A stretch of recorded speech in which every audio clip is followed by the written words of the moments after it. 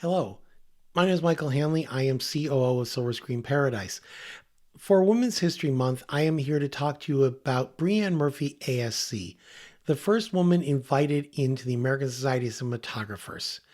But I am not here to talk about her history in terms of here's the interesting facts on kind of a checkmark box. I knew Brianne as both a mentor and a friend. And I want to relate to you some of the stories that she told me and some of the ways that she affected my life. I'm hoping that with these stories, you might become inspired to go out and look up more about her history. So, some of this is going to be recollections of memory, which is always fuzzy, and some of it are going to be the things that happened to me. But I want to start a little bit from the beginning with the stories I heard about her. She would talk about the fact that she had to make her way up the ranks by working in the field of low budget cinema. Now, I had also heard about her talk about her ex-husband, Jerry Warren. And I, of course, being into sci-fi and horror and everything, knew the name, but never really connected Jerry Warren to Brianne Murphy. So she used to talk about a film called Man Bees, Teenage Zombies, all these ones that were these low budget films that they had to shoot on a soundstage and make it look like it was the Himalayas. They had to fake exteriors for interiors. She told about all these little silly things they had to do. But one thing was interesting that she never talked about was her titles, her crew positions other than camera. And I stumbled across something that is part of her past that I did very recently. I teach. I teach different production classes, and I was doing a research piece on production titles. And I decided to look up a Jerry Warren film, and there I found a movie, Teenage Zombies. Oh, yeah, this was one that got mentioned. And I see GBM Productions. I kind of pause and smile a little bit. So I watched further, and in the actors, there's Brie Murphy, and I knew she had done acting on these things. But then as it continued, I saw Geraldine Brianne, and it kind of raised my eyebrow a little bit. Later, I saw under production G.B. Murphy under production, and I then noticed another credit, and I went, okay, this is great. This is perfect because this is the living embodiment of what you had to sometimes do with low budget. Brianne's full name is Geraldine Brianne Murphy, GBM. In order to make it look like there was a large production, in order to make it look like the credits and fill it out that wow, you're watching this wonderful extravaganza, people would use pseudonyms. So through these entire credits, there are all these different variations of Brie's name. In fact, the one I love the best is Jerry Warren actually has a pseudonym for the screenplay on there, and above his pseudonym, above the underneath where his pseudonym is the copyright that says GBM Productions. So both pseudonyms are right there. So it's kind of something that made me step back and smile and really think about, the Brianne that I knew and worked up the ranks. So working up the ranks is an important thing that I want to mention next, because the stories she talked about and what could be the best stuff to research is about the fact that she was working in a very male-oriented industry. And she made her way through the ranks not by having the I should be included attitude, but she had it by the I'm a hard worker. I know my stuff. I am the best possible cinematographer you could ever hire. And she was on a lot of aspects. So she said that one of the ways she actually was able to make her way into the industry was because of people assuming typos. Her name again was Brianne Murphy. So she tells stories that she would show up to the set of people that were expecting that they hired Brian Murphy. And they thought it was a typo. And they said, no, we're expecting a Brian Murphy. And she tells it, look at your sheet again. It's Brianne. So she eventually did get a good reputation and was hired to do things. And she got work on a number of feature films. And she was main cinematographer for Little House on the Prairie, for In the Heat of the Night. She even worked with Michael Landon on a couple other projects that were involved in. And she became Brianne Murphy. And I say it like that because this is the Brianne I met. The Brianne that was no longer the person hustling in the independent, low budget world, no longer having to prove herself, but she was somebody that had made a mark in the industry. She was one of the founders of Women in Film. She was the on the board of governors of a nonprofit college, Columbia College Hollywood, where I met her. She was a up and coming director at that point in her life. She had always gone for the next thing. So, as I said, I met her when she was Brianne Murphy and she was on the board of governors of this school. I had gone to this college and got my Bachelor of Arts degree there, but I had worked in the equipment room on a scholarship. I had been asked back to my alma mater to run the equipment room on a permanent full-time basis. So at this time I was running the equipment room. I was a full-time staff, and board of governors meetings would happen at the college. And one day I was introduced to Brianne Murphy. Brianne, this is Michael Hanley. He runs our equipment room. Michael Hanley is Brianne Murphy. Very formal, nice meeting, that kind of thing. And it happened a couple times. But I really got to know Brianne, and she got to know me because of something that happens in the industry. Sometimes you may have a nice, regular gig, your day rate, the whole thing, but sometimes you do help out your friends, other people. Hey, I've got this small thing I'm shooting. Can you help me out?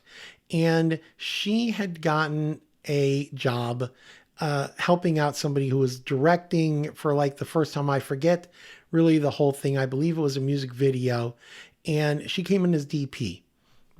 Now, with it being a music video, she wanted to help the director out. So she got a Steadicam operator that she knew that could basically pull off a lot of these jobs and could do it also on a little bit of a lower budget because this was somebody that was working on their own reel at the time. So it was kind of a person who was a director doing music videos asking Bree for help, and Bree gave somebody else a chance at more experience, the Steadicam operator. How do I play into it? Well, I was the Steadicam operator's assistant camera. Assistant camera is probably one of the harder working people in the industry because they're the ones taking care of building the camera, setting things up for the day, the slate, focus, all sorts of stuff. This is another thing to research. Research first and second assistant camera. You'll see when my eyes are going wide because this was a Steadicam operator that I was working for. You don't just put the camera down, get your shot, maybe adjust a little bit, move a little bit. Steadicam operators can move all over an area. And this was an exterior at a large courtyard. And this was Bree Murphy trying to make sure to give the person who was helping the best possible shots they could get. So of course there were things running across the courtyard and moving around and all sorts of things. And the Steadicam operator would have the camera on the rig going all this stuff. And the AC would be there making sure the C-stand that held the rig was right there when they were ready. So I was the one with the C-stand. The Steadicam operator would go and I would run across the courtyard, put it down. He would put his rig down. I would go back, get all my cases, carry everything over to where the next part was, clean the lens, make sure everything was ready to go, adjust the focus, practice. As he moved, I moved. Whereas he was carrying this heavier rig, I was carrying all these cases and moving around. Now, the problem is, I'd hurt my foot a week earlier. I was in pain. But I was working as an assistant camera for a Steadicam operator that was working for Brianne Murphy. I moved my butt. I made sure the Steadicam operator did not want for anything. I made sure everything was ready to go. Every time he was ready to rig up a shot, I pulled focus.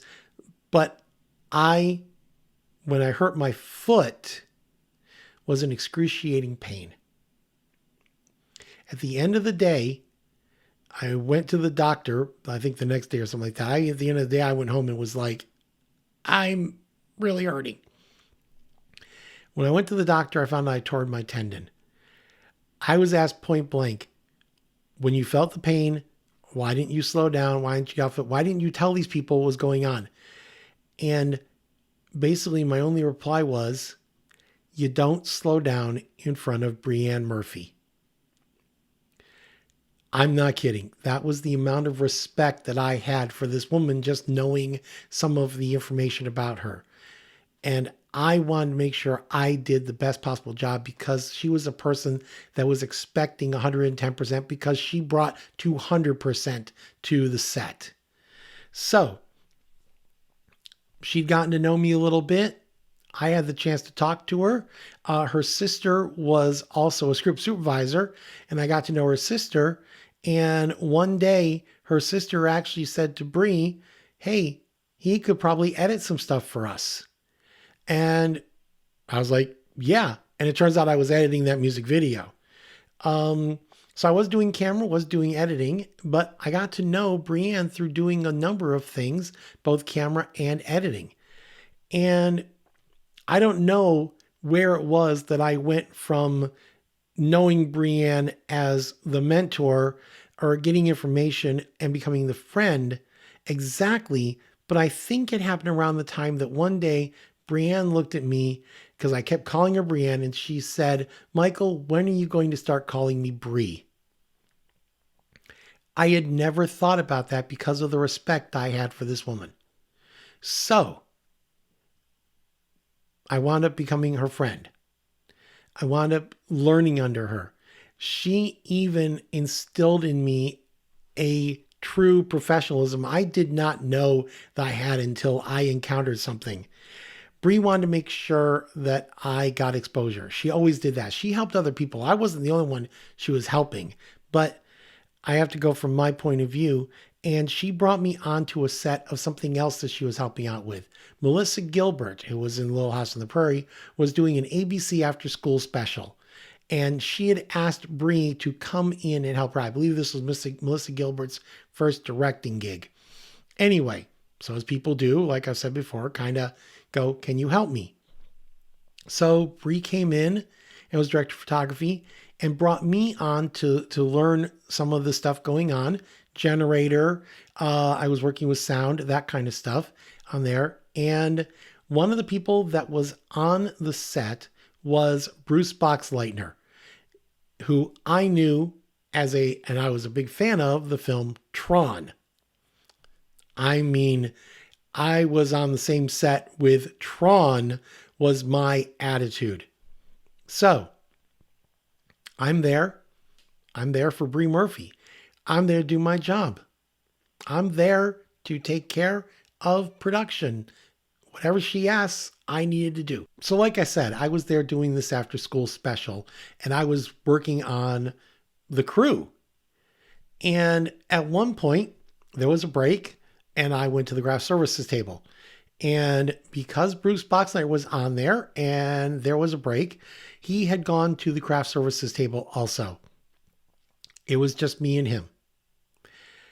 I'm standing there, as you can see my reaction, standing in front of Tron and being professional. Nice to meet you. I work with Brianne Murphy. Oh, I've known Brianne for years. She's a really great woman. Yeah, she is. She brought me on to help out the set and learn some stuff. Really great. Are you enjoying yourself? Yes. Oh, that's really cool. But I enjoy them. And I made a joke. What I enjoy the most is the craft services table. And he kind of chuckled and went, yeah, it's really good. And I went, we could both kind of thing. And I went, well, it was nice meeting you. I've got to get back to the generator. And I took off. Like I'd blown a first date. But I had the professionalism in my head. And I'm glad I did. Because I was then asked to go and work with the sound person and help her out. And this was the sound person from Babylon 5, which Bruce Boxleitner was working on at the time. So I was able to talk to her about the set, the production, wow, what's it like, that kind of thing. And as we're talking, all of a sudden, I look up on the set and there's one of the grips with his arm around Bruce Boxleitner getting a picture taken. And I was like, at first, oh, what the heck? And then I hear Bree's voice. I don't remember the guy's name, but it was like, she goes, "When did you become a tourist?" Everybody laughed, but you could definitely tell that he'd been called out on something. And I stood there and went, oh, thank God I did not behave like a tourist. So she taught me professionalism. So I got set on a great path on one aspect, but then she changed my life completely. While I was working in the equipment room, a position came open where the president of the college was retiring and they needed a new president. And I said to Bree, "Why aren't you taking the job?" And she went, "No, I'm not the type of person that runs a college." I said, "Yes, you are. You have been inspiring people. You have been helping people. You've been doing all sorts of things. This is something you should do." Eventually, I talked her into doing becoming the president of the college. And she turned around, and when a position opened on the teaching staff, she looked at me and said, "Okay, go teach my class. Go teach this class." It was an editing class. And I looked at her and I went, "I'm not a teacher." And she looked at me and said, "Yes, you are." I could kind of tell she was doing a little bit of a, "you talked me into this" kind of thing. But she looked at me point blank and said, "When anyone asks you a question, you never answer with a yes or a no. You give a dissertation. Go teach the editing class." There are times where you basically have to go with, instead of not, you don't slow down in front of Brie Murphy, you don't say no to Brie Murphy. And it was probably one of the best decisions I ever made. I became an instructor. It was a completely different attitude. I eventually did stuff to where she saw I had a little bit more chops than I had shown originally. And when she decided to leave Columbia College and pursue opening a production company in Nashville, she asked me along to help assist setting up post-production. Now, this was supposed to be working with Michael Landon Jr. on a feature film that was kind of an homage to his father.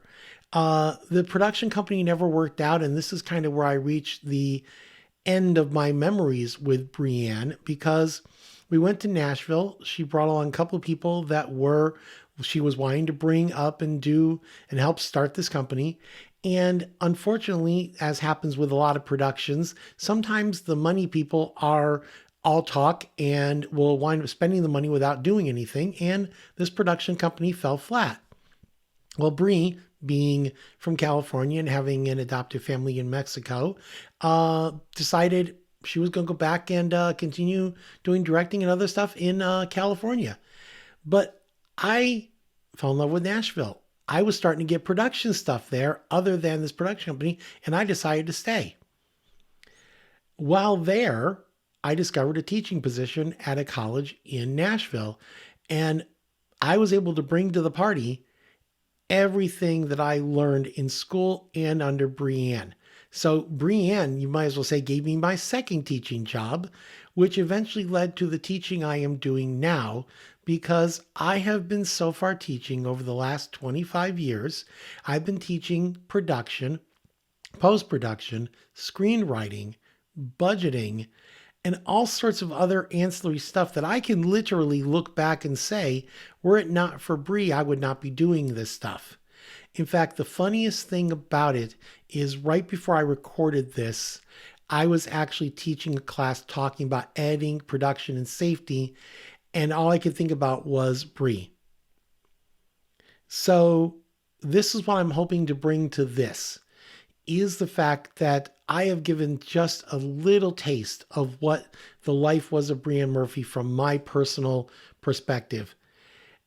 I feel, as part of Women's History Month, that it is now your task after watching this to go learn more about this woman and go be inspired, because I can't do enough justice to what kind of stories you're going to find about the woman who started as a woman who in Man Beast was inside the Man Beast costume and finished her life as one of the most recognized women in cinematography. Thank you.